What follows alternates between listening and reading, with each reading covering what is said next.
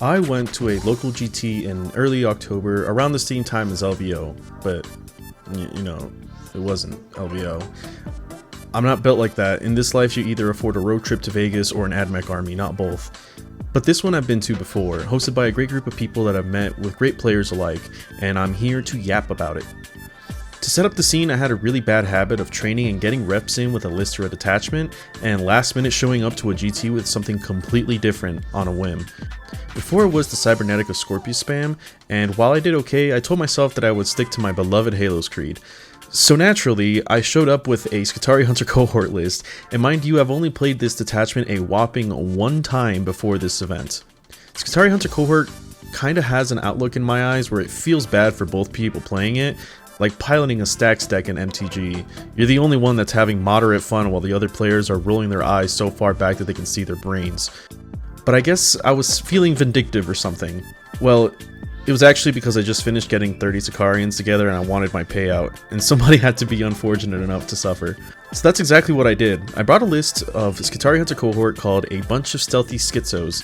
This list was comprised of Call, 2 Marshals, one with Battlesphere Uplink and the other with Thrallnet, 1 Ranger Squad, 2 Vanguard Squads, 2 squads of 5 Skystalkers, 2 bricks of 10 Infiltrators, 1 squad of 10 Ruststalkers with Blades, and another 2 squads of 5 with Razors, 3 Cerberus Raiders, 1 squad of 3 Iron Striders, 2 Disintegrators, and a Dune Rider. Now, from the little that I've absorbed with SKITARII Hunter Cohort from others is that its ability is able to be more durable than normal, with the 5+ invuln saves and the -1 to hit from stealth, -1 to hit if you're in Protector, and a 5+ feel no pain stratagem. So that's what I set out to do, plague my opponents with so many debuffs and bodies that they would get tar pitted to death. So like any other reasonable tournament goer, I quickly put together the last of my models just hours before the event, of which I was at an 8-hour night shift, and then drove 2 hours to my event to play another 10 hours of Warhammer. Mind you, a buddy of mine did the exact same thing, so we both arrived to the scene and haven't slept in about 15 hours, and we're about to do day 1. We both chugged down our white monsters and revel in how absolutely painful this is about to be. And painful it was, because once we checked pairings, my first opponent was fucking Salamanders. So not only is my stealth not really a factor here, but the more ranged focus means that I won't be able to take advantage of the -1 to hit in melee, as they can fall back and shoot in this attachment, and I really don't want to be in combat. Also, charging to tar pit becomes a huge risk with their flamers being higher strength and having access to wound rerolls, and they also have flamers in Overwatch, so. My opponent's list was this right here: Adrax Agatone, Combi Weapon Lieutenant, Vulcan Heston, 1 Intercessor Squad, 2 Impulsors, Blade Guard Veterans, Company Heroes, 2 Eradicator Squads, an Incursor Squad, 2 Infernus Squads, a Land Raider Redeemer, 2 Predator Destructors, a Scout Squad, and a Storm Speeder Hammer Strike. Now, I still don't know too much about Marines. Usually they're just a collective bitching about them being on low win rate while having a reroll for literally every situation under the sun, and boy howdy, if they don't reroll hits with flamers, they sure do for wound rerolls. The deployment looked like this, myself kind of unsure how I wanted to proceed, but I did see a Land Raider that was holding on to some spooky stuff, but my first draw was no prisoners and marked for death, with a Scout Squad right behind some ruins that I can easily chop up with my MSU Ruststalkers. Or so I thought, because one of them lived with 1 wound remaining, even with me having Oath on them. Instead of shouting obscenities, I consolidated the squad to tag the Land Raider, hoping that I could at least get it stuck to line up my anti-tank while also degrading his shooting ability. But did you know that Land Raiders have flamers? And not only flamers, but strength 6 2 damage flamers? Because I sure as fuck didn't, and I got lit up for it. The rest of the game kind of went exactly how I thought it would. The Land Raider sat in ruins and shot out all game, while my anti-tank had to prioritize other transports that were pushing up the board. I couldn't seem to get a good tag on it because of the flamer overwatch everywhere, and I was slowly being chipped away to death while not having the detachment rule to fall back on. It was a pretty agonizing game, all things considered, not being able to lean into some of your biggest strengths because of how your opponent is outfitted. But nonetheless, we finished our game 46-97, and my buddy and I headed out to lunch. Over some food, we chatted about how miserable our experience was that first game, and thankfully, I believed I got rid of the worst. My sleep-deprived mind can handle more games as long as they aren't as big a headache as the last one. We skedaddle back to the store when pairings finally go up, and I am paired against Salamanders again. I don't think I've ever had violent tendencies surge towards the innocent as much as I did at that moment. I could not believe that this nightmare was recurring, but after hitting my best Shinji pose, I get up and take in everything that I've learned from my prior match. Their list was kind of similar, at least the skeleton of it, with Azrax Agatone, Vulcan Heston, 1 Intercessor Squad, 6 Aggressors, Blade Guard Vets, Inceptors, 2 10 Infernus Squads, a Scout Squad, 2 Ballistus Dreadnoughts, a Gladiator Lancer, a Land Raider Redeemer, an Impulsor, and a Repulsor. My focus here was to pressure those transports while spreading out as much as I could, and I could not get myself into dumb Overwatch situations. As long as I can exert pressure on the entire board to see what flank they commit to, I can respond by overwhelming that flank and keep many MSU units on the other side. Now, remember how I should have watched Overwatch and how I have 3 last chickens here? Well, after one of them moved, they got one shot by the aggressor's Overwatch, forcing 29 wounds onto them. I really didn't think that the firepower could push through my kind of tough Striders, but twin-linked AP1 Flamer Overwatch is fucking brutal, especially from a 6-man squad of aggressors. So that was a lot of fun. Either way, after some uninteresting play of dancing around with birds, picking off tanks with dissies, I managed to get the win, 48-40. At this point, my little goopy brain was getting tuckered out, and I saw the next pairing was the Space Wolves. I fought these guys before, and I've had some knowledge with them, but I was finally able to see myself use my army rule here, and it was with a friend of a buddy of mine too, so the game was full of banter, probably my favorite game just off vibes alone. But while the Space Wolves player wasn't too familiar with ADMECH like everyone else, he was not ready for the bullshit that awaited him, and bullshit it was. Before that, let's go over his list, composed of Arjak Rockfist, Bjorn the Fell-Handed, Combi Weapon Lieutenant, Logan Grimnar, 2 Wolfguard Battle Leaders, Intercessor Squad, Gladiator Lancer, 2 Predator Annihilators, 2 Scout Squads, 2 Thunderwolf Cavalries, 2 Head Takers, and a 10-man Wolfguard Terminator Brick. Now, I always make sure to tell my opponents what my army does ahead of time, and as I place every individual unit, I like to emphasize the fact that Rust Stalkers and Infiltrators are going to be running up and gumming their board, and it went a little something like this.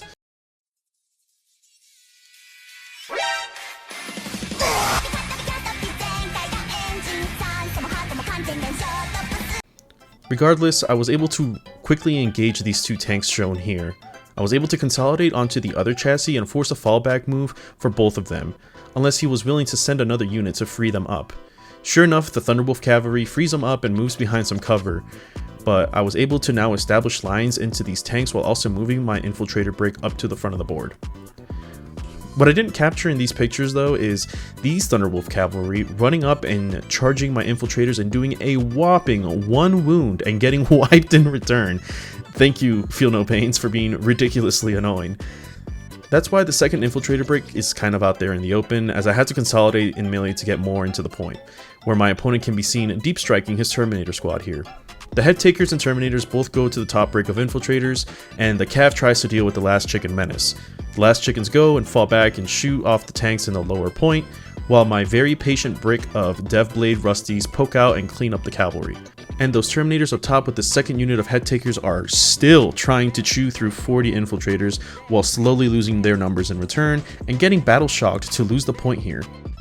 You can also see kind of my Rust Stalkers here being in the back and being extremely annoying and getting positional secondaries while threatening the home objective. After finally chewing through all those Sicarians, the Terminators consolidate into my SKITARII, but not before I fall back and lay into them with 3 SKITARII squads, while the chickens intend to pivot and shoot off the Space Wolf characters from the point alongside Call. The top point gets taken by my silly little Dissy that's been sitting in the back there, and at this point we talk out the game and say GG, ending 90-56. My friend was just unable to get through the top side with all those debuffs and durability, and begging for me to stop making invulns. It's what I can only imagine tabletop edging feels like. Once we finish the game though, we chat and hang out for a bit, and I make the journey back home to get some well-deserved sleep in.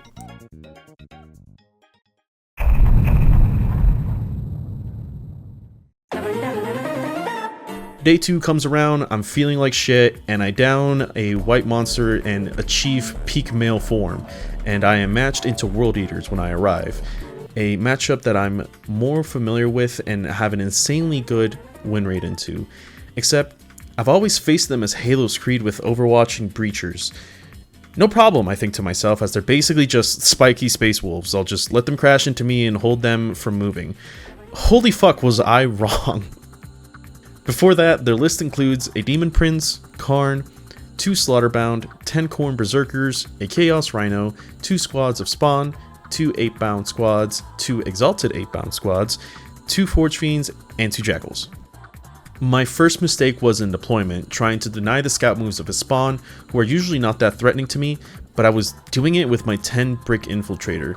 While my opponent manages to fail the charges with the nearby 8-bound, he picks up the entire unit with just the spawn, even through the Feel No Pain. Normally I do this with minimum size squad infiltrators that I can discard to deny movement, but losing a 10-man brink in the blink of an eye was definitely not my finest moment. The other 8-bound and spawn up top managed to clear out my raiders, but my tagged infiltrators cleaned them up since I limited how many models could make it into combat with the Cerberus Raider reactive move.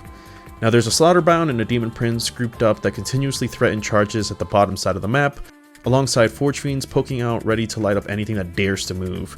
It's a bit of a stalemate situation here, but the issue here is my secondary draws. Assassinate and Establish Locust turn 1 makes it extremely hard to score without losing that resource trade.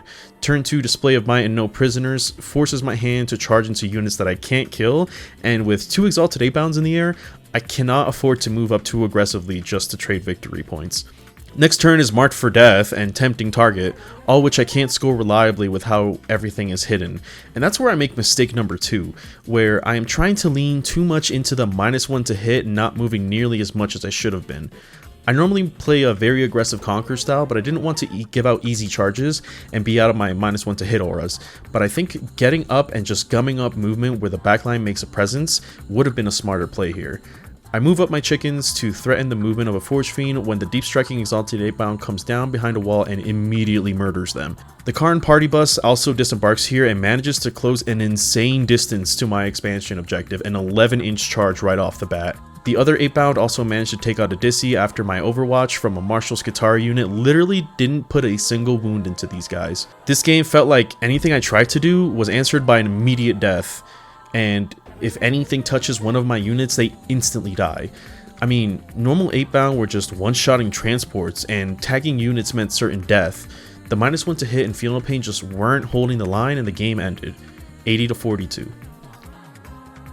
That game kinda hurt, not gonna lie, but there was this huge feeling of like helplessness where my opponent was able to answer every move, and I definitely did fuck up here multiple times, relying too much on my protector buffs to meaningfully hold them back, while thinking it was just another World Eaters matchup and not considering that I usually play Halo's Creed. That said, my opponent was genuinely playing it super well. I couldn't assign this game to anything other than skillful play on their part, and so I move on to my next match being Death Guard. Also, fuck those spawns, those things are extremely annoying to deal with. Game 5 and I'm facing Virulent Vectorium Death Guard, composed of Mortarion, a Biologist Putrefier, a Lone Lord of Contagion, 3 Malignant Plaguecasters, a squad of 10 Plague Marines, 2 squads of 3 Death Shroud Terminators, 20 Poxwalkers, 2 Fetid Blight Drones, 2 Mephitic Blight Haulers, and 2 Rhinos. Turn 1 and my opponent pushes up some Rhinos and disembarks his Plaguecasters to get that fat re-rolling Wound Flamers on them. Luckily I managed to wrap in a way where I managed to lock them and the Rhino at the same time, while remaining infiltrators sit on the point and contest the Poxwalkers that I managed to whittle down here. My other infiltrator brick tries to move up and get the charge on those 2 greedy drones, but unfortunately I failed the charge, which leaves me right in the open. Now you'll notice there's a notable lack of Mortarion on the board here, and that's because he was here. Was being the keyword, because those last chickens brought up a whopping 35 wounds into Mortarion, and removed him from existence in the first turn of the game. It was something like this.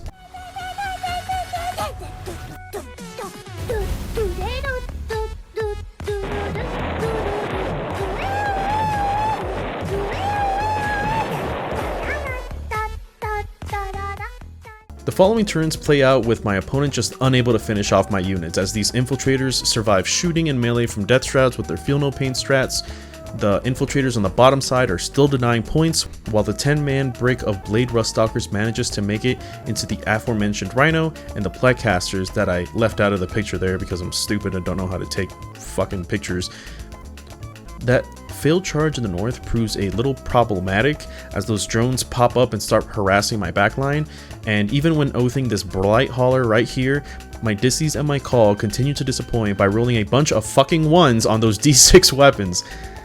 I also managed to drop both birds into the backside to take away his home objective and force his Rhino with Plague Marines here to move towards the back rather than forward, which lets my last chicken sit in the middle nice and safe, and also forcing the Death Shroud to deep strike to answer them, of which they managed to hold their ground with the Feel No Pain strat again. After choking out my opponent from VP and basically having majority of my army still alive from Invuln and Feel No Pains, they decided to concede and we talked out the rest of the points. The game started with my opponent being amused by how hard I was to shift, but by the 24th time I reminded them about -1 to hit and my 7th use of Bionic Endurance, I could see the sanity slipping away from his eyes. That's part of the reason why I don't like this detachment sometimes, but I was fucking giddy. I did exactly what this detachment wants me to do, giving a huge finger wag to anything your opponent tries to do, and I ended this game 82-70. My hopes were pretty high here, as I could hopefully still achieve that 4-2 I was aiming for, and I was going into Blood Angels. Their list consisted of 2 captains with jump pack, Mephiston, Dante, Lamardes, a Librarian, Combi Weapon Lieutenant, and a Sanguinor. Then a Ballistus Dreadnought, 10 Death Company with jump packs, Devastators, 2 Infiltration Squads, 1 squad of 6 Sanguinary Guard, and 2 squads of 3 Sanguinary Guard. Now, I've managed to never go up against Blood Angels this edition, so I ask my opponent what their army's strengths are, and they go through a laundry list of the most bullshit abilities and stat I have ever heard.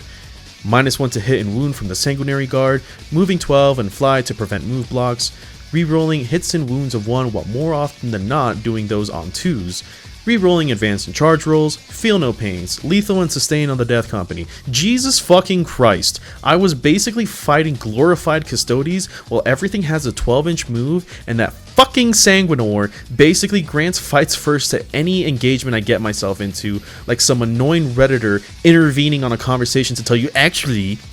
All of which to say, I never had a game where I felt absolutely powerless into, and it starts with my infiltrators getting into Mephiston and dealing 2 wounds to him, only to get heroically intervened by the Sanguinary Guard and get 1 shot. Great! My Disties and Iron Striders managed to get rid of the lower Sanguinary Guard, while the other infiltrator break and Ruststalkers try to contest the Marine infiltrators, holding the north point. Of course, the Sanguinator comes the fuck down and kills half the squad on his own, and the following turn these blood-hungry weirdos close in and murder everything on the top side. Now, I also didn't know that Death Company has jump packs that move 12, they look like normal Marines, and that fucking reroll advance and charge makes them connect, circling around the building and one-shotting my Ruststalker brick. I try to shift my playstyle to getting points, but these guys are moving faster than Eldar, and oh yeah, by the way, they can return to reserves. There seemed to be like nothing this army couldn't do, and I genuinely didn't know how to handle them.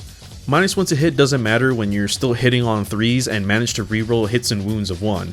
It was just an absolute wash, and where in the World Eaters game I felt like I could have done better, I was just at a loss here. Like, one last thing.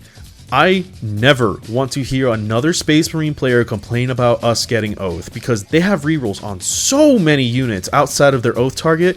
I will scream obscenities the next time I see some brain-dead Redditor try to act like a small bean and say their army getting the sloppiest head from GW doesn't have any support.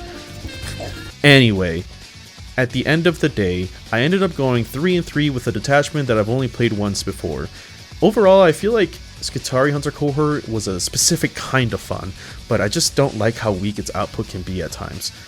It's fun to give your opponents the middle finger, but also hate how miserable it feels against your opponent. I also think that I don't know all the tricks of this detachment, as I was really just spamming the Feel No Pain while ignoring things like programmed withdrawal. The matches here were just pretty one-sided and not the kind of matches where it seems like big brain versus big brain plays. and the only one that was kind of close to that was game 2, where I was sweating a storm to try and redeem myself from Salamanders again. Either way, a 50% win rate is something that I'm okay with, and finally I drive back home, nodding behind the wheel and slapping myself every 20 minutes after suffering the consequences of my irresponsible actions. I think next GT I'll go back to Halo's Creed, but knowing me, you'll probably see some after action report on fucking Explored or Manable or something. So if that's something that interests you, consider subscribing to keep up with the channel, and leave a comment scolding me for putting my infiltrators into certain death game after game and not learning my goddamn lesson. Other than that, guys, thank you for tuning in. That's all for now. Until next time. Thank you to all my patrons in the Engine Seer tier, and a special thank you to the fabricators with Siglawson Jr., Makito, Dr. Jones, Sekartor, 3x01, 74th Inquisitional Task Force, Megalio, Rising Grace, Dr. Doggerino, Led, Exotic Spoon, Valenquer, Isaac the Rat, and Forge World Tempestari. Thank you guys.